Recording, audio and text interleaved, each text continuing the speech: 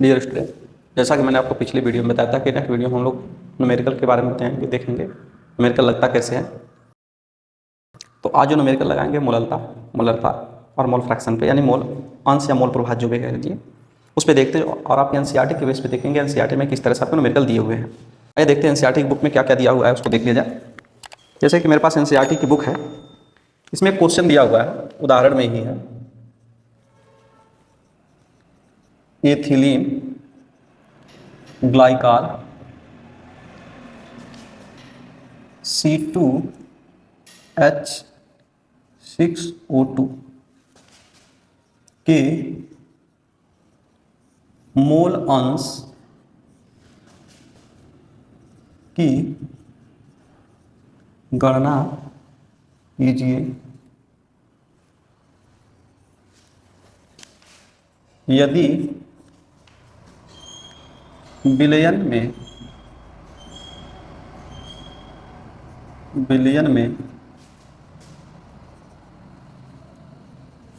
Ethylene glycol भार अनुसार 20% है। समझने वाली बात यह है कि इसमें कह रहा है कि 20% है, यानी टोटल बिलियन कितना है 100%, यानी कि बिलियन इसमें जो है 100%। विलेय कौन है इसमें? एथिल ग्लाइकाल, क्योंकि घुल रहा है। कितना ग्राम हो जाएगा? 20% माने 100 में से 20 ग्राम। बाकी हिस्सा जो हो जाएगा जल को मान लेंगे 80 ग्राम।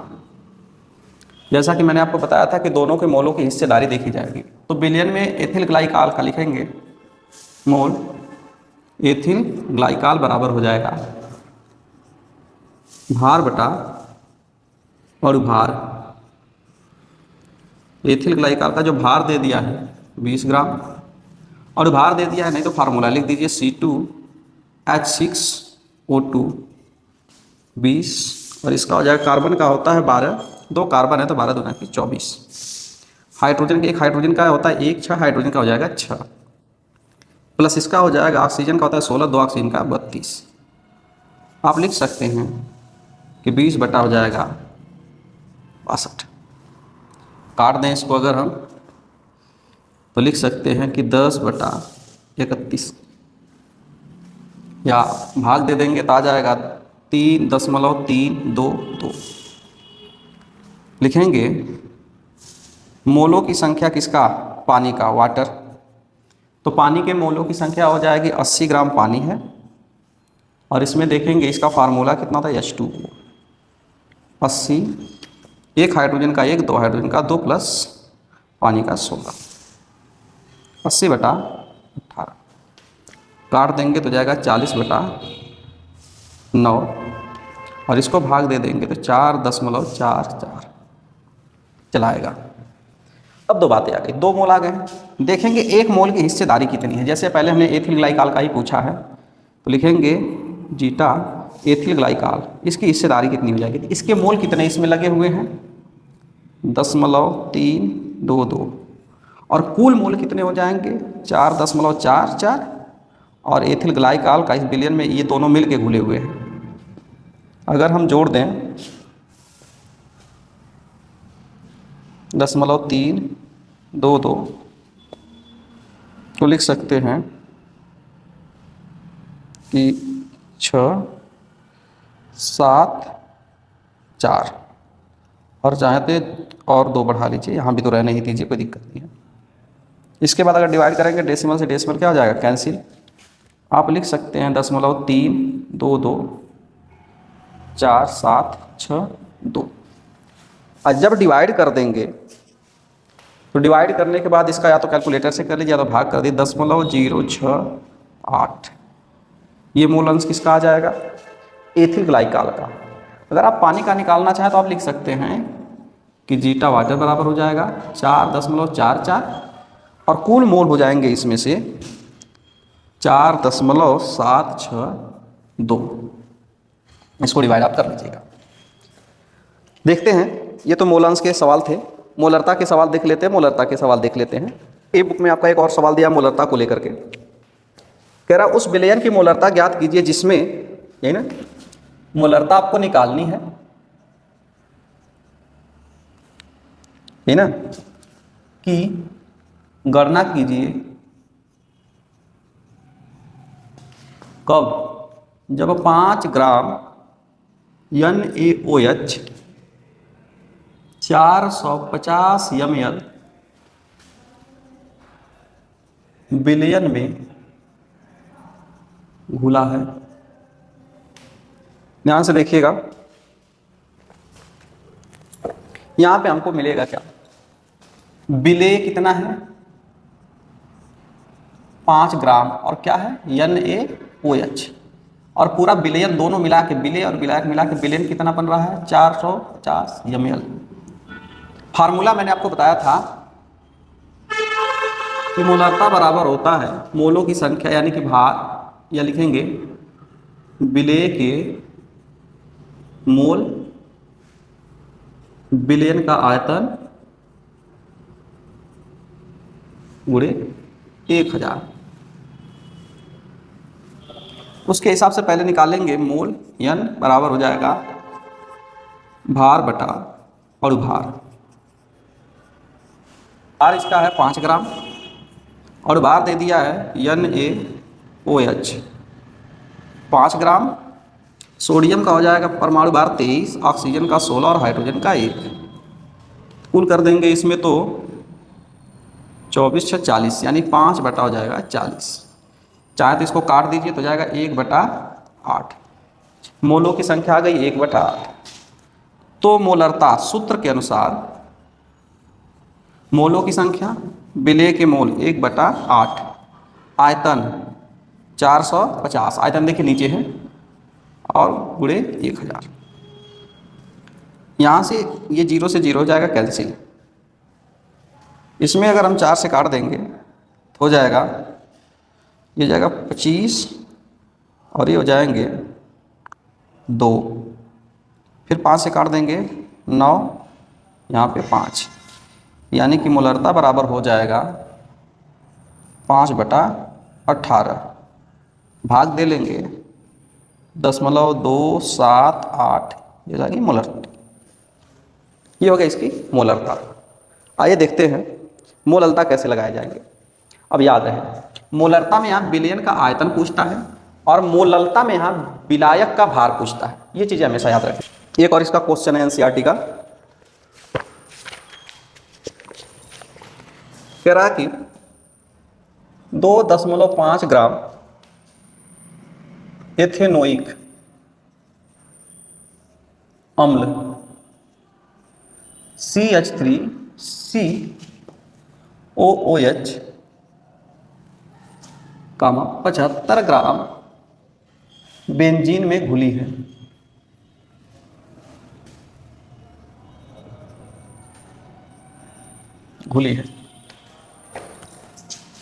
मोलरता ज्ञात कीजिए।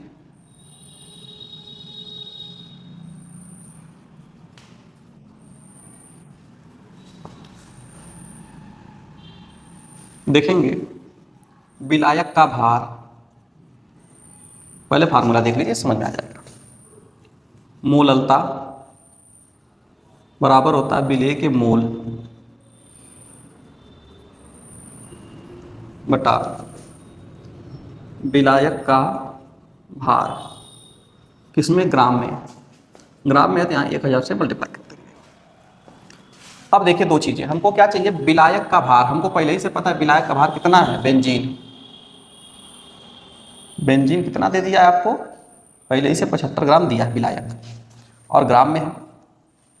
अब देखेंगे इसके मोल, और दूसरी चीज़ हमको चाहिए विलेय के मोल। तो मोल निकालेंगे किसका, एथेनोइक का। तो मोल बराबर हो जाएगा भार बटा अणुभार। भार दिया है 2.5 और भार हो जाएगा CH3COOH 2.5, कार्बन का हो जाएगा 12, हाइड्रोजन का 1, हाइड्रोजन का 3, तो 3 हाइड्रोजन का 3, एक हाइड्रोजन का 1, सॉरी, फिर कार्बन का 12, ऑक्सीजन का 16 होता है तो 2 ऑक्सीजन का 32 तो प्लस 1। ये यहाँ से लिखेंगे 12 3 15 1 16 और 12 32 44, 16 और 44 हो जाएगा 60, तो 2.5/60। अब लिखेंगे तुरंत मोललता, सूत्र में रख दीजिए मोलों की संख्या 2.5 गुणे 1000 और इसका ये 60 और इसका भार कितना दिया विलायक का 75 ग्राम। 0 से 0 कैंसिल, 25 तिया 75, 25 चौको 100। अब 2.5 गुणे 10 4 10, ये हो जाएगा 36 के 18। लिख सकते हैं 5/9, भाग दे देंगे तो 5 5 5 आता चला जाएगा। हम इसको चाहें तो 0.5 5 6 भी लिख सकते हैं। इस किया जाएगी मोललता। ये आपके मोललता क्वेश्चन हो गया। ठीक है, ये तो मान लीजिए उदाहरण थे जो आप आसानी से देख सकते हैं, आपकी बुक में है भी। इसको थोड़ा सा आपको समझा दिए हैं। अब हम लोग देखेंगे एक फार्मूला और आपका एक सवाल दिया है। ठीक है, एनसीईआरटी में ही 20% W/W माने भार, जलीय पोटेशियम आयोडाइड का घनत्व 1.202 ग्राम प्रति ml है। तो पोटेशियम आयोडाइड की, इसमें कई क्वेश्चन पूछा है। पहला पूछा है मोललता, दूसरा पूछा है मोलरता, तीसरा पूछा है मोल अंश या मोल प्रभाज। देखा जाए इसमें समझने की बात है, पहले हमको निकालना है मोललता। तो इसमें जब देखेंगे क्वेश्चन के अनुसार 20 ग्राम विलेय है, विलायक कितना हो गया इसमें 80 ग्राम, क्योंकि परसेंट में दिया है। और हमको मोललता के लिए भी, जैसा कि पिछले न्यूमेरिकल हमने लगाया है उसमें देखा, मोललता के लिए हमको क्या चाहिए, मोल किसके, विलेय के बटा विलायक का भार, ये चीजें हमको चाहिए। अब यहां से देखेंगे विलायक का भार हमको ऑलरेडी मिल गया है। विलेय अगर हमको मिल जाए, विलेय के मोल, तो विलेय को तो ग्राम में मिल गया, तो लिखेंगे विलेय के मोल कितना हो जाएगा 20 ग्राम। इसमें विलेय कौन है, पोटेशियम आयोडाइड। पोटेशियम को लिख सकते हैं के और आयोडाइड, है ना। तो पोटेशियम का लिखेंगे आप 20 ग्राम, पोटेशियम का होता है 39 और प्लस 127, आप लिख सकते हैं 20/166। ये मोलों की संख्या आ गई। तो मोललता कितनी हो जाएगी, मोललता मोलों की संख्या 20/166 गुणे 1000 पहले से, और इसका जो भार दिया है 80 ग्राम, 80 यहाँ से काट देंगे तो 20 चौक को 80, यहाँ से कैंसिल हो जाएगा, यहाँ से काट देंगे तो ये पूरा पूरा हो जाएगा 250/166। यहाँ से लिख सकते हैं 20/166 1000, यहाँ लिखेंगे 80 पे, ठीक। 20 चौक को 250 लिख सकते हैं 250/166 डिवाइड कर देंगे तो 1.5 यह आ जाएगी इसकी मोललता। हम लोग देखते हैं इसी में दूसरा क्वेश्चन है, ठीक है। मोलरता का सूत्र क्या होता है उसको देख लीजिए फार्मूला। उल्टा होता है, मोलरता विलेय के मोल बटा विलयन का आयतन। याद रखिएगा मोलरता में जो होता है विलायक होता है, इसमें विलयन का आयतन। अगर ml में है तो 1000 से मल्टीप्लाई। यहाँ चीज़ों को देख लेंगे तो विलेय का भार 20 ग्राम और विलायक का भार 80 ग्राम और विलयन कितना हो जाएगा, विलयन पूरा 100%, या कह सकते हैं कि पूरा कह सकते हैं 100 ग्राम, ये भी हो सकता है।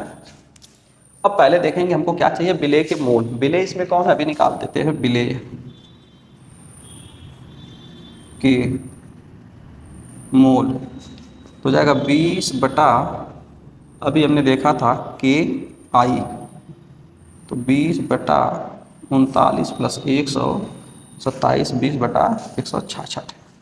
चाहें तो आप इसको काट दीजिए तो लिख सकते हैं 10/83। ये मोलों की संख्या आ गई। आयतन कितना हो जाएगा, हमने पढ़ा है आयतन बराबर क्या लिख सकते हैं, घनत्व बराबर द्रव्यमान बटा आयतन। आयतन हमको चाहिए तो आयतन गुणे घनत्व बराबर द्रव्यमान। तो आयतन बराबर हो जाएगा घनत्व बटा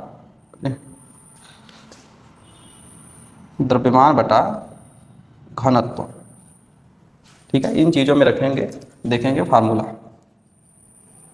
मोलरता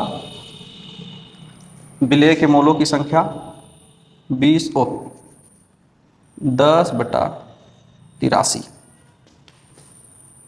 विलेय के मोलों की संख्या हो गई। इसमें आयतन जब रखेंगे तो द्रव्यमान और गुणे घनत्व और ऊपर क्या है 1000। अब ये घनत्व कहाँ चला जाएगा ऊपर, तो लिखेंगे मोलरता 10 गुणे घनत्व गुणे 1000 और पूरे का बटा 83। और ये विलयन का द्रव्यमान कितना है 100 ग्राम। 2 0 से 2 0 कैंसिल, यहाँ लिख सकते हैं मोलरता, या इधर लिख दिया मोलरता, इसका घनत्व जो दिया है यहाँ से लिखेंगे 10 गुणे 1.202 गुणे 10 और बटा हो जाएगा 83। 2 0 से ये लिखेंगे मोलरता, मोलरता हो जाएगा 100 गुणे 1.202 बटा 83।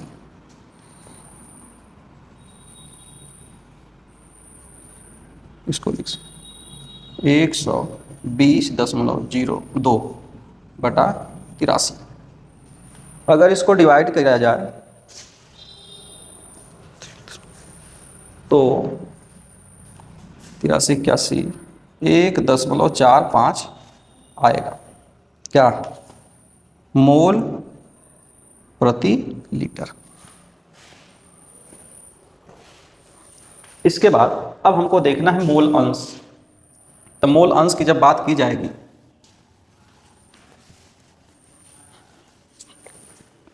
तो हमने पहले यहीं से निकाल दिया, विलेय के मोल अंश कितना आ गया है 10/83। विलायक के हो जाएंगे, विलायक इसमें घोला गया है, अगर पता है तो ठीक है, नहीं पता होगा तो इसमें जल में होगा, नहीं दिया इसका मतलब जल में है, तो 80 ग्राम जल हो जाएगा। और इसका अणुभार होता है H2O 80/2 + 16। 80 हो सकता है 18। काट देंगे इसको। 40 हो जाएगा 9। इसको डिवाइड कर देंगे तो जाएगा 4.44। अगर हम इसको डिवाइड कर देते तो 0.322 आ जाएगा। ठीक है। अब ये चीज़ें अगर हमको आ गई, इसमें जब निकालेंगे, आइए देखते हैं। अब हमारे पास ये क्वेश्चन बच गया मोलांश। ठीक, इसमें जब देखेंगे तो विलेय का मोल निकाल दिए हैं। विलेय के मोल हो जाएगा 20/166, 10/83, 0.12। किस में घोला गया, अगर नहीं पता है कुछ, अगर विलायक दिया है तो ठीक, अगर नहीं दिया तो मान लिया जाएगा जल में घोला गया होगा। तो विलायक 80 ग्राम, और इसमें जो हो जाएंगे H2O 80, 2 + 16, 80/18, 40/9, 4.44। कुल मोल कितने हो जाएंगे? 4.44 + 1.12 जोड़ देंगे तो हो जाएगा 4.56। अब देखेंगे इसमें, यहाँ से देख लिया जाए। Zeta potassium iodide. Potassium iodide में मोलों का मोल प्रभाज क्या है, हिस्सेदारी कितना है? तो पोटेशियम के मोल बटा कुल मोल। जीटा के आई पोटेशियम आयोडाइड, पोटेशियम के मोल हमने कितना लाया है? 0.12, और इसमें डिवाइड कर देंगे 4.56। दशमलव से दशमलव क्या हो जाएगा? दशमलव के बाद दो संख्या, दशमलव के बाद दो संख्या से खत्म हो जाएगी। पोटेशियम आयोडाइड बराबर हो जाएगा 12/456। ठीक है, इसको कैंसिल कर देंगे 6, इसका हो जाएगा 2, 5, 3, उल्टा बहुत 28। फिर काट देंगे तो 3/114। इसको डिवाइड अगर कर लिया जाए तो इसका आ जाएगा 0.20263। और इसी प्रकार इसमें निकालेंगे हम लोग पानी का जीटा H2O बराबर हो जाएगा, इसके मोलों की संख्या हो जाएगी 4.44, और बटा हो जाएगा टोटल मोल हो जाएंगे इसमें 4.56। खत्म। जीटा H2O बराबर होगा, इसका कैलकुलेशन से आप मान रख देंगे 111, और बटा हो जाएगा 114। थोड़ा सा 9 दशमलव कुछ आना चाहिए। अब इसमें लिखेंगे जीटा H2O बराबर हो जाएगा 0.973। ठीक है, आंसर आपका आ जाएगा।